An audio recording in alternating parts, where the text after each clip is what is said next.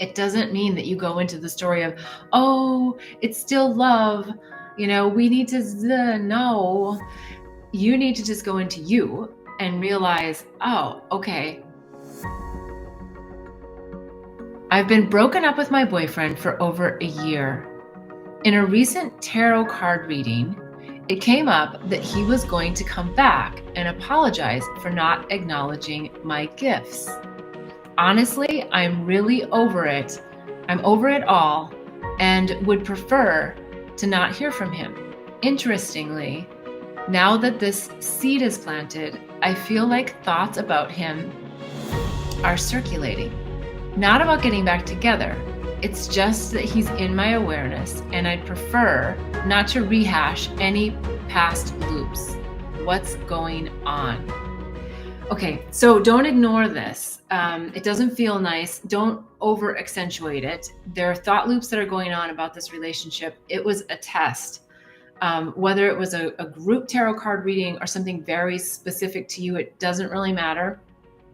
It was a test to see, have you healed all the wounds and karmic lessons from this previous partnership? And if you got charged in any way, don't beat yourself up about it. Just have the awareness and go, okay, it's still there. There's still something there. It doesn't mean that you go into the story of, oh, it's still love. We need to, no. You need to just go into you and realize, oh, okay, I want to get rid of the residual. So maybe the next question is how do I get rid of the residual?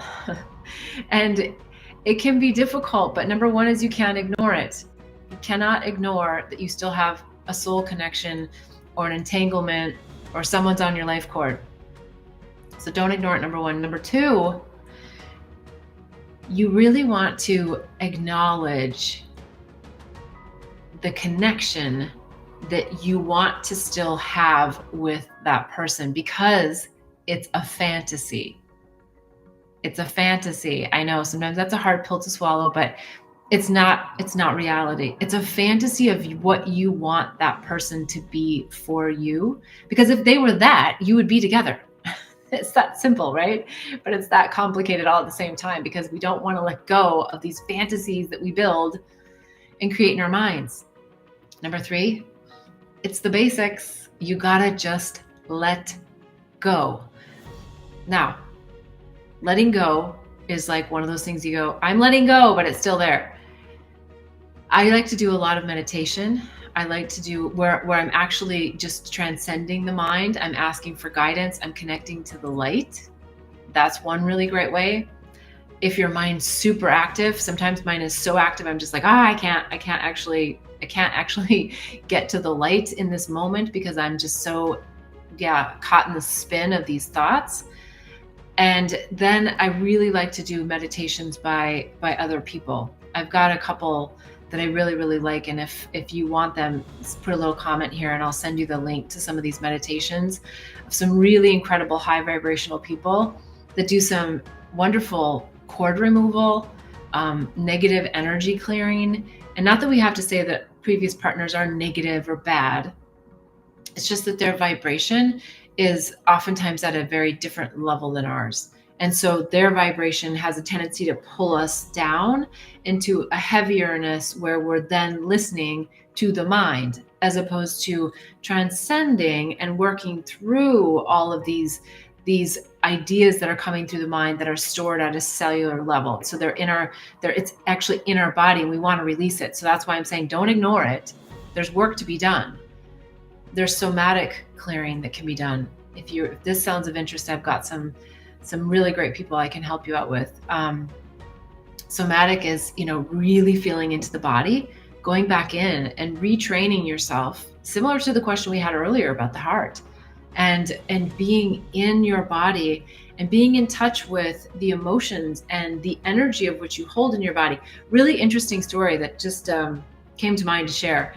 I was living in Bali. This was several years ago when I had this situation happen, and I went to a high priestess, and before we went into the temple, she did an energetic drawing of you, And basically what she did is she drew on a piece of paper. It looked like a hangman, actually. That's kind of what the image was, right? And then she had her hand and she just started going like this and over the top of the body that was sort of hanging there. And she just you could tell she wasn't thinking, that she was just like using this energy, right? And she's just going along. And then I was watching she was doing mine. And I'm like, oh boy. And she didn't speak any English, so she actually couldn't tell me, but I knew exactly what she was saying. I had lots of heaviness at the time over the head, like I was totally stuck in my mind and my thoughts, and yeah, that was really big. And then big over my abdomen, right? Like just holding on to a lot in my digestive system. So point of me bringing that up, I guess, is to simply share, to become more sensitive to your energy system.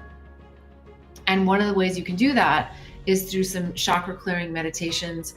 I have a dear friend that has some really great meditations. So again, if you're interested, put it in the comments and I'll send you her very wonderful links to actually do the whole chakra clearing and get grounded and then bring the energy up, right?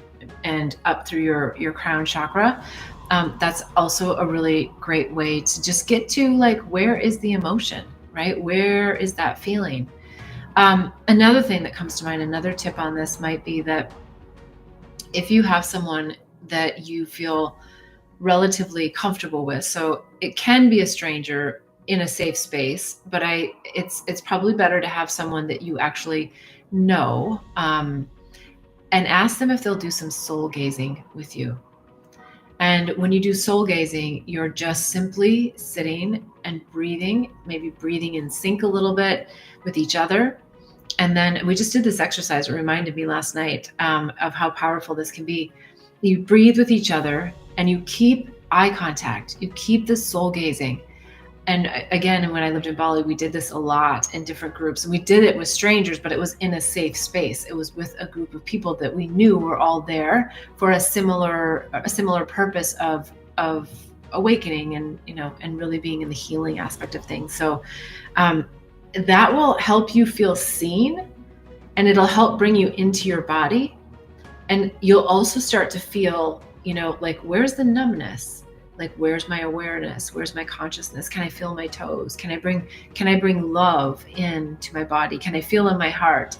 So if you're with a guide, it's even better, because they can kind of help walk you through some of that. But it's a great technique to really just get in and exchange energy with someone else in a safe space. So I know I digressed a little bit off of the question, but I actually think as I'm saying it, it's such a full circle loop, because the whole point is about connection. We want to be in connection with other humans.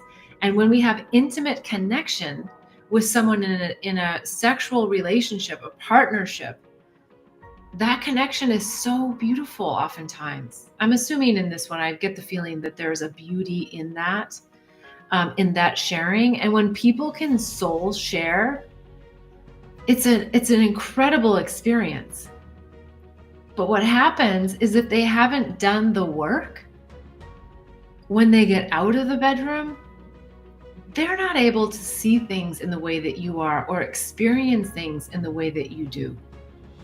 And that's where we have to make these tough decisions, that connection and intimacy can be also felt and experienced with others in a level of intimacy that has nothing to do with sexual relations.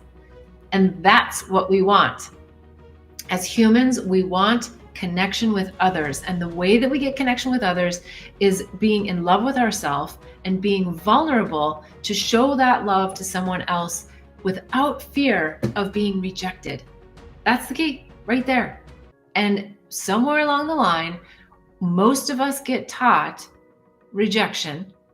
We get taught rejection for our love. I mean, I think honestly, probably the most tender area of our life as humans is in junior high. Everything gets programmed around love with our parents, right? Like how they love us and how they show us love. And then those first loves in junior high. Oh, I can still remember mine. And they're so innocent, and it's like the first time that you have this experience with someone else. And so again, I digress a little bit, but it all ties together that we're looking for that connection and we're looking for that innocence. But somewhere back in junior high, somebody broke your heart, somebody dumped you, you dumped somebody else. And if you never got dumped, when you got dumped as an adult, it hurt even more because you had no toolbox or skill set to know how to deal with it. It's wacky, this love thing. But as you know, it's always about self-love. So we got to come back to that and do the work. And I know you are. So do the inner work to experience your love within you. And then you have the luxury of being able to soul share it with someone else and attract someone who can do the same in the external world, not just in the bedroom. All right. Great questions. I think it's time to go on to the next one. I'm going to see you.